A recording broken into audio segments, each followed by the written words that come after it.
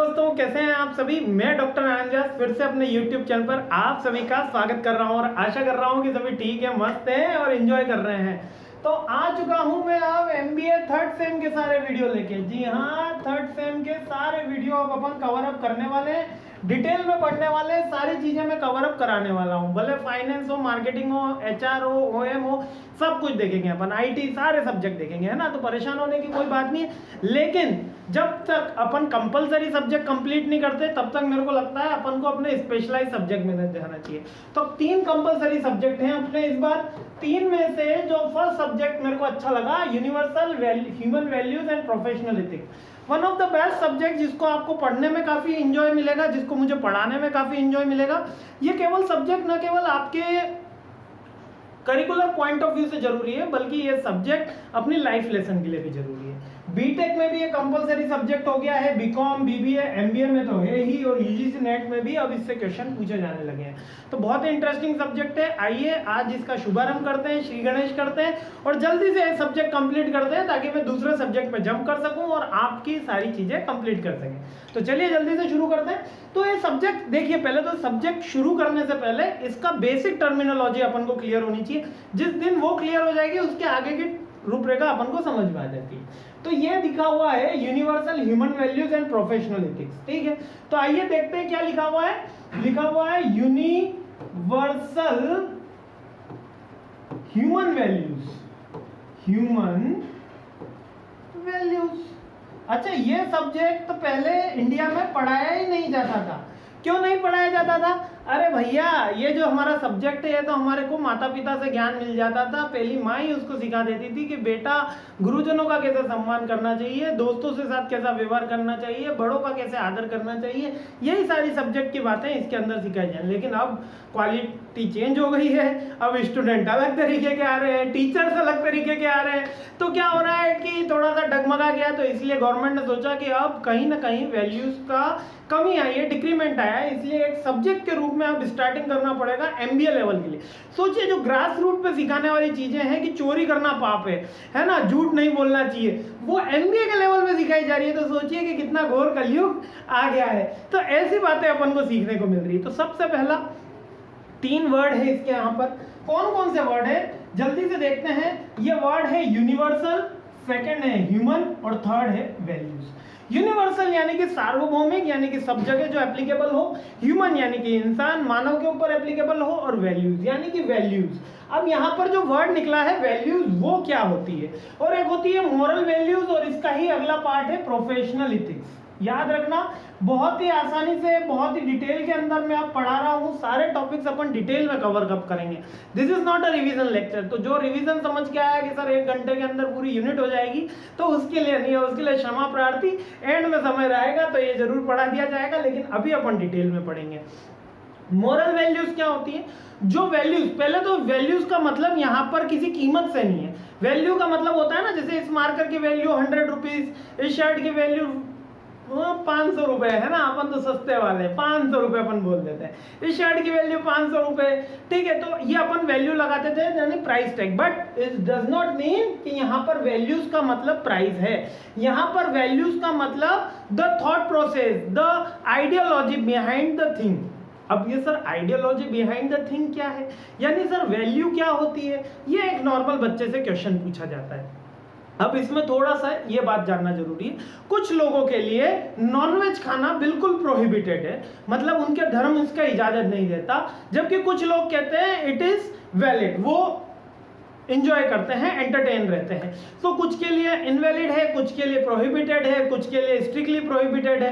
तो इसका ये मतलब नहीं कि कुछ सर्टेन कास्ट कम्युनिटी खराब है या कोई सर्टेन कास्ट कम्युनिटी अच्छी है।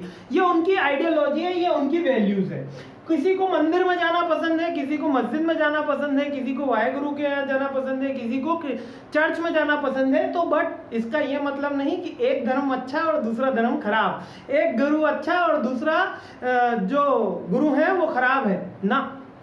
तो सर वैल्यूज क्या है? The values is basically our ideology, our viewpoint. Our viewpoint क्या बोला मैंने? Our viewpoint for particular thing. our viewpoint for a particular thing को वैल्यूज बोला जाता है। जैसे कि वैल्यूज क्या है, जैसे कि मैं कहता हूं कि मेरे को आज तक बहुत सारे टीचर्स ने पढ़ाया और सभी बहुत अच्छे रहे होंगे, है ना, सब रहे हैं और अभी भी हैं, जिन्ना है काफी सारे, ठीक है। तो बहुत सारे टीचर्स ने पढ़ाया है, लेकिन कुछ टीचर्स की मेरी हाई रेस्पेक्ट है, कुछ की लो रेस्पेक्ट है। रेस्पेक्ट मैं सभी की करता हूँ, ये मेरा पर्सनल पॉइंट ऑफ व्यू है, लेकिन कुछ की बहुत हाई रेस्पेक्ट है। जैसे ही वो आएंगे मेरा मन करता है कि पाँव छू लूं, जैसे ही वो आएंगे मेरा मन करता है मैं खड़ा हो जाऊं। और कोई आता है तुम जय सर, नमस्ते सर, जिनको केवल नमस्ते करने का मन करता है। तो क्या है मेरा व्यू पॉइंट। आपके घर में आप देखेंगे आपके माता जी की रेस्पेक्ट, आपके पिताजी की रेस्पेक्ट, आपके भाई बहन की वैल्यू आपके लिए डिफर होगी, बॉयज के लिए डिफर होगी, गर्ल्स के लिए डिफर होगी, दोस्तों के लिए डिफर होगी, कजिन के लिए डिफर होगी, कॉलेज के टीचर्स के लिए डिफर होगी, स्कूल के टीचर्स के लिए डिफर होगी। That is only a view point. मतलब यहाँ पर वैल्यू का मतलब किसी प्राइस टैग से नहीं है, आपको उसको देखने का नजरिया है कि आप उसको कितनी इंपॉर्टेंस इन योर लाइफ देते हैं। जैसे कि किसी के लिए व्यू पॉइंट क्या है, किसी के लिए व्यू पॉइंट मैंने क्या बताया, नॉनवेज का एग्जांपल बताया कि अगर कोई नॉनवेज खा रहा है तो उसके लिए it is a good thing, because वो बोल रहा है कि हाई प्रोटीन है, इसके अंदर कार्बोहाइड्रेट मिल रहा है, मेरे शरीर को एनर्जी मिल रहा है। और किसी के लिए स्ट्रिक्टली प्रोहिबिटेड, नहीं नहीं राम राम भाई गलती हो गई। तो दोनों के डिफरेंट व्यू पॉइंट हैं, तो दोनों की डिफरेंट वैल्यूज होती हैं, और जो डिफरेंट वैल्यूज होती हैं वही तो हमारी मॉरल वैल्यूज कहलाती हैं। और यहाँ पर जब हम सब्जेक्ट पढ़ रहे हैं तो आपको मैं एक बात बता दूं कि यहाँ पर वैल्यूज वर्ड को मिटा, मॉरल को हटा दिया गया है, केवल लिखा गया है वैल्यूज। यानी कि जब भी हम पढ़ें तो हमको हमेशा एक माइंड के अंदर कंसेप्ट होना चाहिए कि ये वैल्यूज वर्ड लिखा गया है।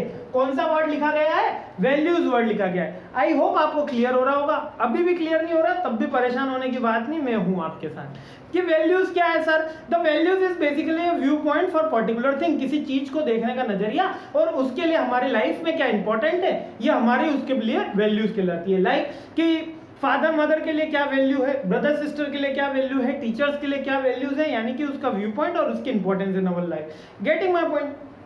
अब जब सब्जेक्ट पे आते हैं तो यूनिवर्सल ह्यूमन वैल्यूज, यानी वो वैल्यूज जो यूनिवर्सल एप्लीकेबल, वो वैल्यूज जो यूनिवर्सल एप्लीकेबल हो, values universal applicable, universal applicable, यानी कि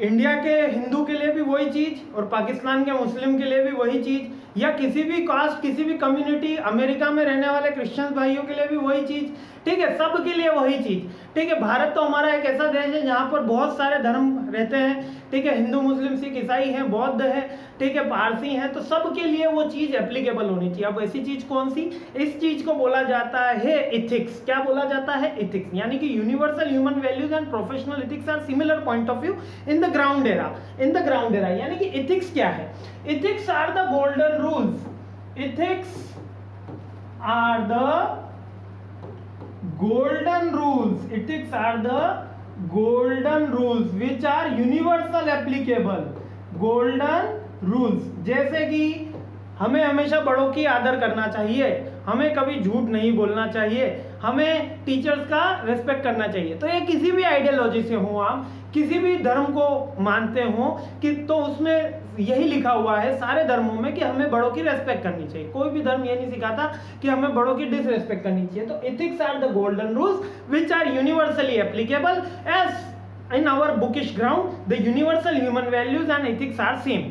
In our bookish ground, the ethics and the universal human values are same, but there is a some difference कि कुछ उसके अंदर चेंज होता है, वो भी अपन आगे देखते हैं, ठीक है।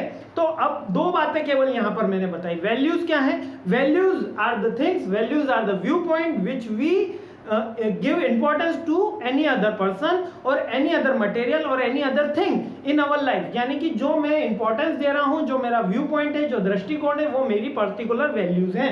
और एथिक्स क्या है यार, गोल्डन रूल्स, यार स्पीकिंग ट्रूथ, हमें हमेशा सच बोलना चाहिए। अभी अमेरिका में हो तो ही सच बोलना चाहिए, इंडिया में झूठ बोलना चाहिए, या इंडिया में हो तो ही सच बोलना चाहिए, अरे सबको लिए एप्लीकेबल है। यानी जैसे 2+2 4 इंडिया में भी है, अमेरिका में भी है, श्रीलंका में भी है, वैसे ही इथिक्स हर जगह एप्लीकेबल होता है। इथिक्स का मतलब these are the golden rules which are universal applicable. I hope दो छोटे से पॉइंट आपको समझ में आए कि सर वैल्यूज क्या है और इथिक्स क्या है। जब बुकिश ग्राउंड पे बात करते हैं यानी बुक्स की बात करते हैं तो इथिक्स और यूनिवर्सल ह्यूमन वैल्यू यानी सबके ऊपर लागू हो, दोनों सेम होती है। लेकिन ह्यूमन वैल्यूज क्या है कि लोगों के ऊपर दया करनी चाहिए, हमें है ना लोगों की मदद करनी चाहिए, समाज के लिए कार्य करना चाहिए, ठीक है, सोशल वर्क करना चाहिए। तो that is the part of the universal human values.